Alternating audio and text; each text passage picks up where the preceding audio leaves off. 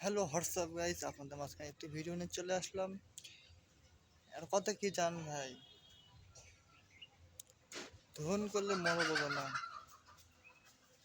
মন করলে মন বোঝে না। মানুষ ভাবে চেহারাটা খারাপ, প্রতারক। তো নিজে খারাপ আগে দেখতে হবে, পরাগ দেখলে আর ভুল যাবে না। তে ভাই কতটা খারাপ মাইন্ডে নিবে না। তে ভালো পথে চলবা, সবার সম্মান করবে। আমার একটা বন্ধু আসলো, নাম হলো রিফাত।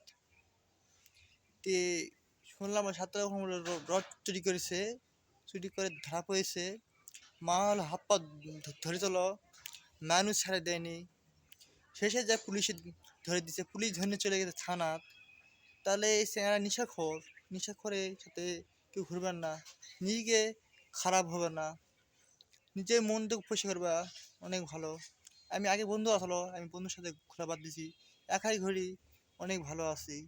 মানুষের সাথে খারাপ ঘুরলে খারাপ হওয়া, ভালো মানুষের উঠবাস করবা, মায়ের সম্মান দিবে। তো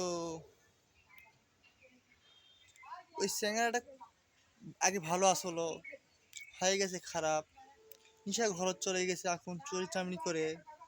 তো আপনাদের মাঝখানে ভাবুন, চুরি চামারি করলে প্যানির সাথে সম্মান চলে গেল।